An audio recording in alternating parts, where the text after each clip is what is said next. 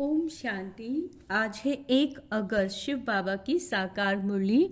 आज मीठे बाबा कहते हैं, तुम पवित्र बने बिगर वापस जा नहीं सकते।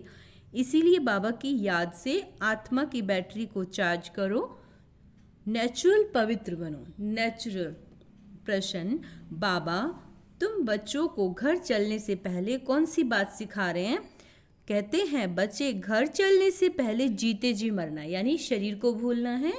इसीलिए बाबा तुम्हें पहले से ही देह के भान से परे ले जाने का अभ्यास कराते, अर्थात मरना सिखलाते हैं। ऊपर जाना माना मरना। जाने और आने का ज्ञान अभी तुम्हें मिला है। तुम जानते हो हम आत्मा ऊपर से आई हैं, इस शरीर द्वारा पाठ बजाने। हम असुल वहाँ की रहने वाली हैं, अभी वहाँ ही वापस जाना है। ओम शांति। अपने को आत्मा समझ बाप को याद करने में कोई तकलीफ नहीं, झुटका नहीं खाना। इसको कहा जाता है सहज याद। पहले पहले अपने को आत्मा ही समझना है। आत्मा ही शरीर धारण कर पाठ बजाती है। बाबा कहते, संस्कार भी सब आत्मा में ही रहते हैं, आत्मा ही इंडिपेंडेंट है। बाप कहते हैं, अपने को आत्मा समझ मुझ बाप को याद करो। यह नॉलेज अभी ही तुमको मिलती है, फिर नहीं मिलेगी। तुम्हारा यह शांति में बैठना दुनिया नहीं जानती। इसको कहा जाता है नेचुरल शांति। हम आत्मा ऊपर से आई हैं, हम इस शरीर द्वारा पाठ बजाने। हम आत्मा असल वहाँ की रहने वाली हैं। ये बुद्धि में ज्ञान है, बाकी इसमें हठयोग की कोई बात नहीं, बिल्कुल सहज है। अभी हम आत्माओं को वापस घर जाना है, परंतु पवित्र बनने बिगड़ जा नहीं सकते। पवित्र होने के लिए परमात्मा बाप को याद करना। याद करते करते पाप मिट जाएंगे, तकलीफ की तो कोई बात ही नहीं है। तुम पैदल करने जाते हो तो बाप की याद में रहो। अभी ही याद से पवित्र बन सकते हो। वहाँ वह ही बाबा कहते, वहाँ वह तो है पवित्र दुनिया। वहाँ इस पावन दुनिया में इस ज्ञान की कोई दरकार ही नहीं रहती, क्योंकि वहाँ कोई विकर्म होता नहीं। यहाँ याद से विकर्म विनाश करने हैं। वहाँ तो तुम नेचुरल चलते हो, जैसे यहाँ चलते हो, फिर थोड़ा थोड़ा नीचे उतरते हो। ऐसे नहीं कि वहाँ भी तुमको ये प्रैक्टिस करना है। प्रैक्टिस अब करना है, बैटरी अब चार्ज करनी है, फिर आहिस्ते आहिस्ते बैटरी डिस्चार्ज होना ही है। बैटरी चार्ज होने का ज्ञान अभी एक ही बार तुमको मिलता है।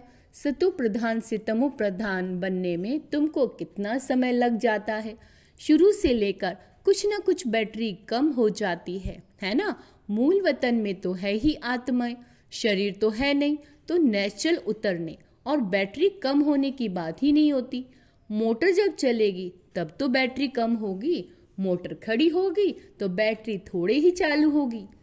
मोटर जब चले तब बैटरी चालू हो। भल मोटर में बैटरी चार्ज होती रहती है, लेकिन तुम्हारी बैटरी एक ही बार इस समय चार्ज होती है।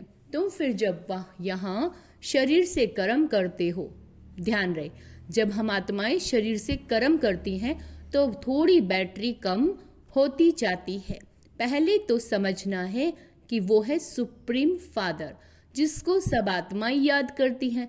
हे भगवान कहते हैं, वह बाप है और हम हैं बच्चे। यहाँ तुम बच्चों को समझाया जाता है बैटरी कैसे चार्ज करनी है। भल घूमो फिरो, बाप को याद करो तो सतो प्रधान बन जाएंगे। क्या कहते हैं बाबा? भल घूमो फिरो, बाप को याद करो तो तुम सतो प्रधान बन जाएंगे। कोई भी बात ना समझो तो पूछ सकते हो, बिल्कुल सहज है।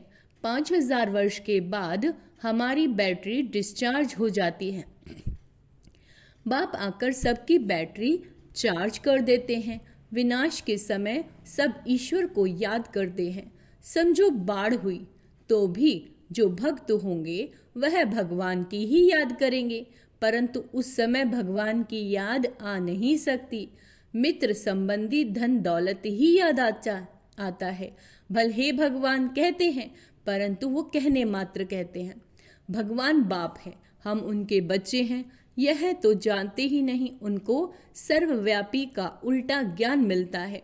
बाप आकर सुलटा ज्ञान देते हैं। भक्ति की डिपार्टमेंट ही अलग। भक्ति में ठोकरें खानी होती है। ब्रह्मा की रात सो ब्राह्मणों की रात, ब्रह्मा का दिन सो ब्राह्मणों का दिन।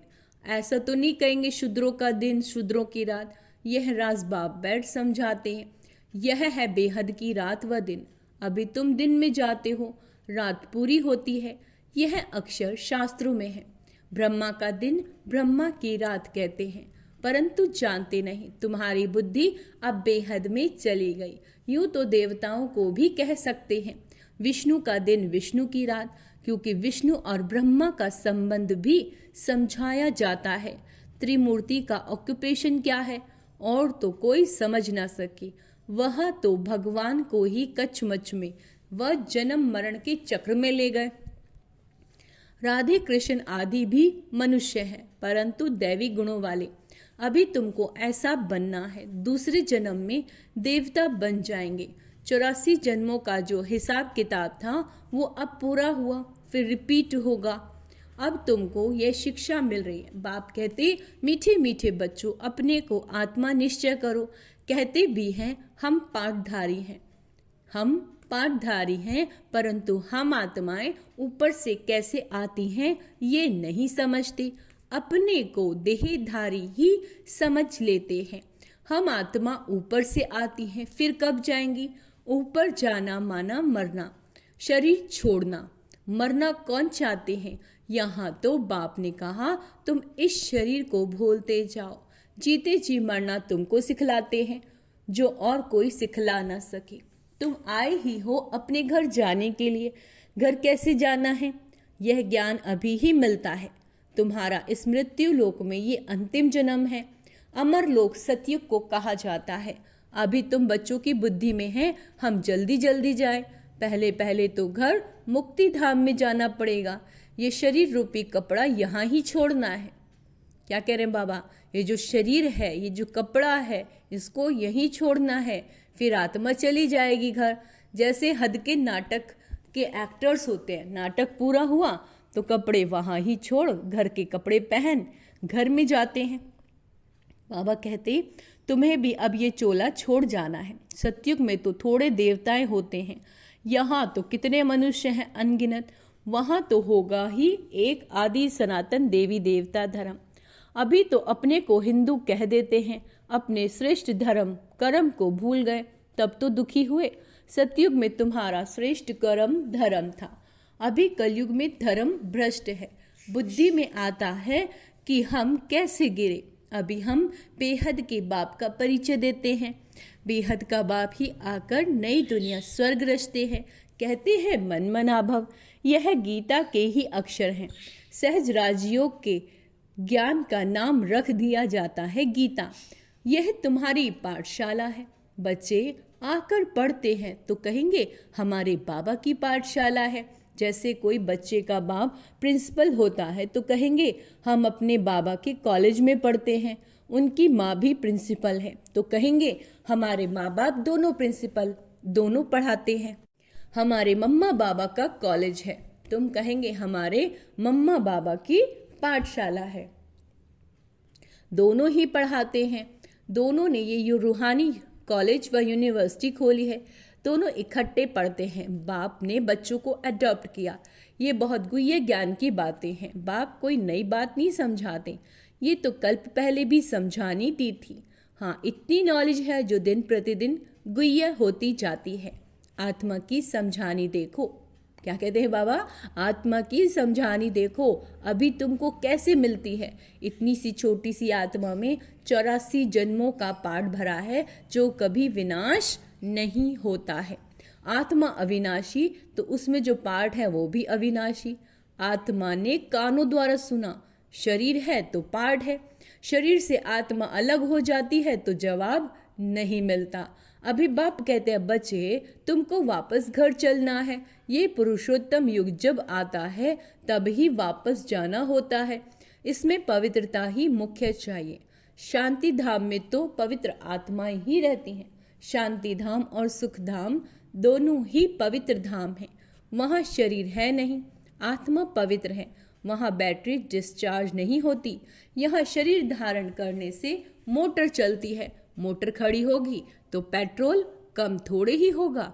अभी तुम्हारी आत्मा की ज्योति बहुत कम हो गई है, एकदम बुझ जाती है। जब कोई मरता है तो दीवा जलाते हैं, फिर उसकी बहुत संभाल करते हैं कि बुझ ना जाए। आत्मा की ज्योत कभी बुझती नहीं, वह तो अविनाशी है। ये सब बातें बाबा समझाते हैं। बाबा जानते हैं ये बहुत स्वीट चिल्ड्रन है। यह सब काम चिता पर बैठकर जल भस्म हो गए हैं।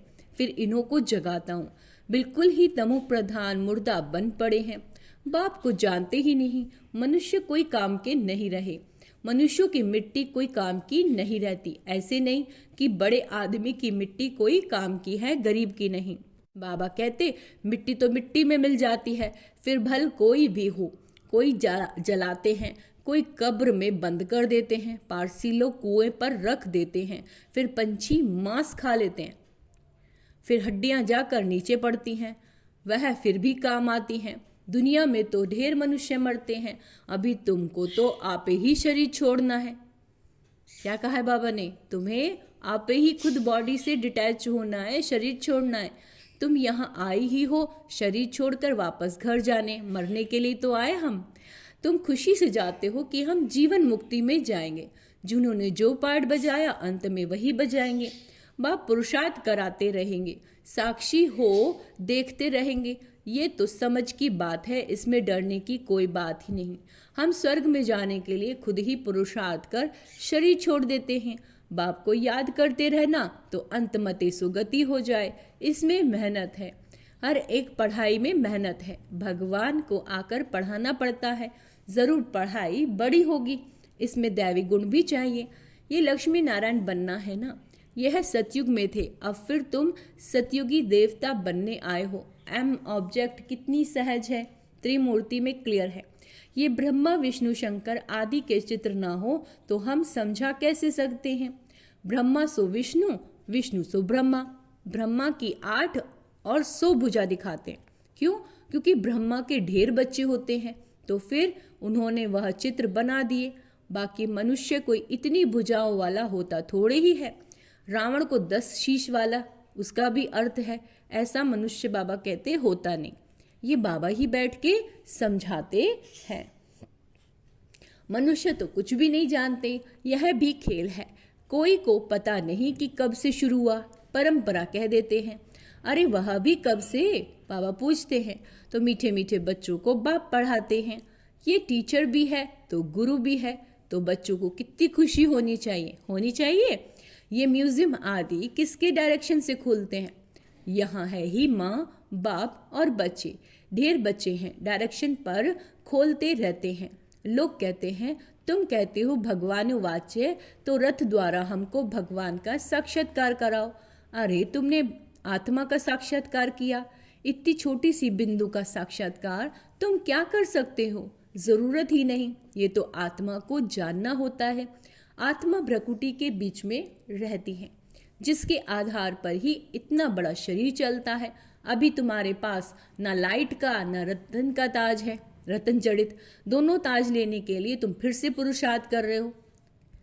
कल्प कल्प तुम बाबा से वर्षा लेते हो। बाबा पूछते हैं आगे कब मिले हो? तो कहते बाबा हाँ, कल्प कल्प मिलते आए हैं। क्यों? ये लक्ष्मी नारायण बनने के लिए। ये सभी एक ही बात बोलेंगे। बाप कहते अच्छा शुभ बोलते हो, अब पुरुषार्थ करो। सब तो नर से नारायण नहीं बनेंगे, प्रजा भी तो चाहिए। कथा भी होती है सत्यनारायण की, वो लोग कथा सुनाते हैं, परंतु बुद्धि में कुछ भी नहीं आता। तुम बच्चे समझते हो तो वहाँ है शांति धाम, निराकारी दुनिया। वह फिर वहाँ से जाएंगे सुख धाम। सुख धाम में ले जाने वाला एक ही बाप है। कौन है? शिव बाबा। बाबा कहते तुम कोई को समझाओ, बोलो अभी घर वापस घर जाएंगे। आत्मा को अपने घर तो अशरीरी बाप ही ले जाएंगे। अभी बाप आए हैं, उनको जानते नहीं। बाप कहते हैं मैं जिस तन में आया उनको भी नहीं जानते। रथ भी तो है ना, हर एक रथ में आत्मा प्रवेश करती है। सबकी आत्मा भ्रकुटी के बीच में रहती है। बाप आकर भ्रकुटी के बीच में बैठेगा। समझाते तो बहुत सहज है। पतित पावन तो एक ही बाप है। बाप के सब बच्चे एक समान हैं, उनके हर एक का अपना अपना पार्ट है, इसमें कोई इंटरफेयर नहीं कर सकता। अच्छा मीठे मीठे से केला दे बच्चों प्रति माता पिता बाप दादा का याद प्यार और गुड मॉर्निंग। रूहानी बाप की रूहानी बच्चों को नमस्ते। हम रूहानी बच्चों की रूहानी बाप दादा को याद प्यार गुड मॉर्निंग। नमस्ते मीठू बाबा, शुक्रिया बाबा, शुक्रिया। बाबा कहते धारणा के लिए इस शरीर रूपी कपड़े से ममत्व निकालकर जीते जी मरना है, अर्थात अपने सब पुराने हिसाब किताब चुकतू करने हैं। डबल ताजधारी बनने के लिए पढ़ाई की मेहनत करनी है, दैवी गुण धारण करने हैं। जैसा लक्ष्य है शुभ बोल है, ऐसा पुरुषार्थ करना है। शुभ यानी पॉजिटिव ही बोलना है। वरदान अकल्याण के संकल्प को समाप्त कर अपकारियों पर भी उपकार करने वाले ज्ञानी तू आत्मा भव। कोई रोज आपकी ग्लानि करे, अकल्याण करे, गाली दे तो भी उसके प्रति मन में घृणा भाव ना आए। अपकारी पर भी उपकार, यही ज्ञानी तू आत्मा का कर्तव्य है। जैसे आप बच्चों ने बाप को 63 जन्म गाली दी, फिर भी बाप ने कल्याणकारी दृष्टि से देखा, तो फॉलो फादर यानी ज्ञानी तू आत्मा का अर्थ ही है सभी के प्रति कल्याण की भावना, अकल्याण संकल्प मात्र भी नहीं। स्लोगन है मन मनाभव की स्थिति में रहो तो औरों के मन के भावों को जान जाएंगे। देखो, हम मन के दूसरों के भावों को कैसे जान सकते हैं? जब हम मन मनाभव मन ही मन बाबा को याद करेंगे, तब हम दूसरी आत्मा के मन के भावों को जान लेंगे। तो बाबा ने आज का सुमान अभ्यास दिया है, मैं ज्ञानी आत्मा हूँ। अच्छा, ओम शांति।